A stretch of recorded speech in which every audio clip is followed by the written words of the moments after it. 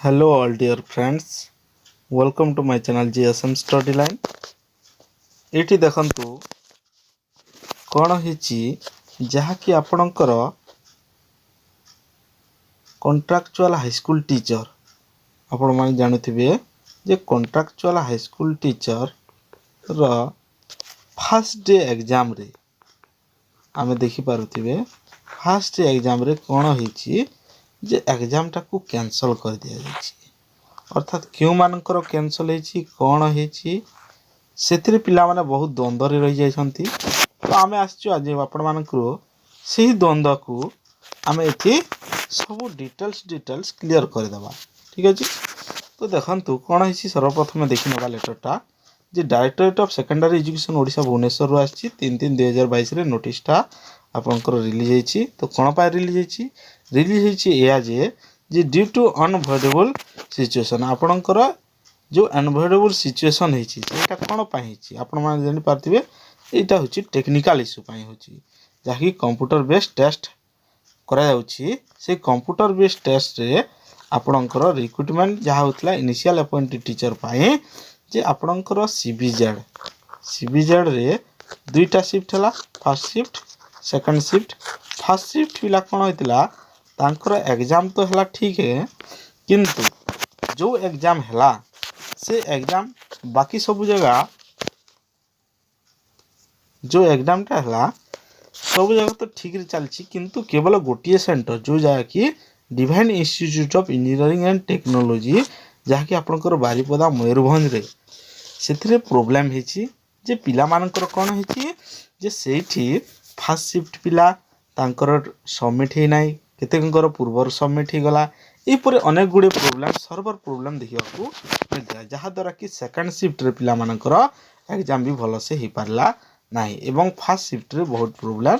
हला एही परी। तो एही परी प्रॉब्लम हेबार कारण कोन कारण जे जहा कि हमर डीएससी कोन करछि गोटे छोटिया छोटिया संस्था को से दे दोछि हस्तांतर कर दोछि एग्जाम करिया पई तांकर एग्जाम करिबारे कंडक्ट करिबारे कोन होछि से माने प्रॉब्लम हे जाउछि कम पैसा रे डीएससी करिया पई जाउछि डीएससी अति कम पैसा रे कि परी हे जाउ सेटा से जाउछि किंतु वास्तव रे सेटा ठीक न सेटा हम पई प्रॉब्लम होछि हमर जो कैंडिडेट असंती हमर आशाई जो माने कि सीएसटी आशाई माने से मानको पई बहुत प्रॉब्लम हे जाउछि से मानक ही सफर होचंती डीएससी कोनोसी सफर हेबाकू पड़िबनी से तो गोटे लेटर बाहर कर दला जे तमरो कोन हेबो एग्जाम पोस्टपोन हे एटा कैंसिल हे गला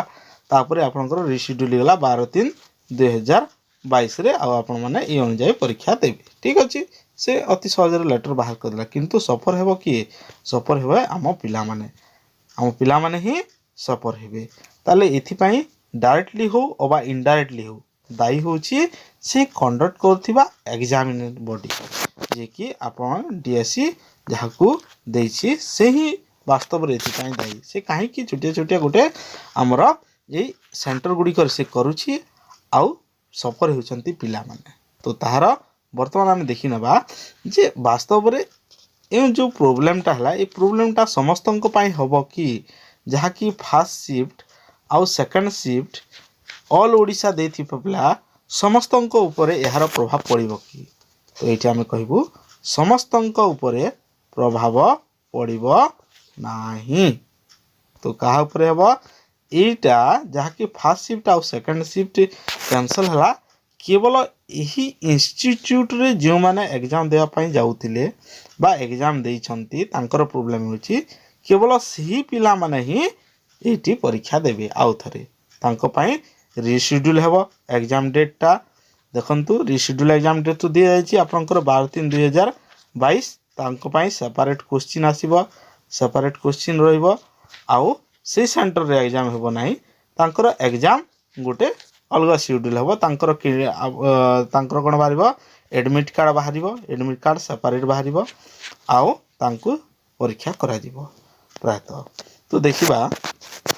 तो एथरे गोटे जिंस ही गला जे अन्य पिला केही सफर हेबे नाही केवल सही एग्जाम सेंटर पिला ही सफर हेबे एटा तो ठीक समस्तंकर गोटे डाउट क्लियर ही गला। तापर देखंतु जेते बेले नॉर्मलाइजेशन करा जिवो सेते बेले कोन हेबो जो माने कि फर्स्ट शिफ्ट पिला अछंती फास्ट शिफ्ट पिला जो माने कि समस्तंकर परीक्षा भलरे होईची सेमानकर गोटे शिफ्ट नॉर्मलाइजेशन हेबो। सेकंड शिफ्ट पिला जो माने अछंती सेमानकर भी नॉर्मलाइजेशन गोटे प्रकार हेबो। दुईटा नॉर्मलाइजेशन हला प्लस जो पिला माने कि ए सेंटर रे थिले एग्जाम देइचंती ए Divine Institute of Engineering and Technology आपणकर पड़ा आस्थिया बारिपदा मयूरभंज रे सेमानकर गोटे सेपरेट नॉर्मलाइजेशन हेबो कारण तांकर से क्वेश्चन होची अलगा तांको क्वेश्चन अलगा फास्ट शिफ्ट पिला हेबो अलगा सेकंड शिफ्ट पिला अलगा कैंसल हितिया पिला मानकर जो मानकर 12 तारिख रे से मानकर नॉर्मलाइजेशन हेबो अलगा अर्थात तीन प्रकार रे आपणकर नॉर्मलाइजेशन एठी देखिबा को मिलिबो आपण मानक पई ता सहित आम आपण कहूँ इन फ्यूचर रे जमिति आउ एमिति कोनोसी प्रॉब्लम न हुए सेति पई डीएससी निहाती हमर जो एग्जाम कंडक्ट करछि से बॉडी ऊपर से निहाती प्रेशर पकईवा कथा कारण एथि पिला माने ही सफर होउछंती अन्य केही सफर हेबे नाही तेणु एग्जामटा भल हेले समस्तଙ୍କ ପାଇଁ ଭଲ ଅଟେ ତ ଆମେ ଆପଣଙ୍କ ପାଇଁ ଏତିକି କାମନା କରିବୁ ଆକୁ एग्जामटा सब भल ହେଇଯିବ ଆଉ ଆମେ ଆପଣଙ୍କୁ ଏହିପରି इनफॉरमेशन लगातार दे आसुथिबु सेति आपण आम चैनल सहित जोड़िकी रहंतु आ वीडियोटा भल लागला ताले उधर गोटे लाइक करंतु एवं प्रथम थर जदि आम चैनल को आपण विजिट करचंती ताले निहाती सब्सक्राइब करिकी ही जानतु। Thanks for watching this video.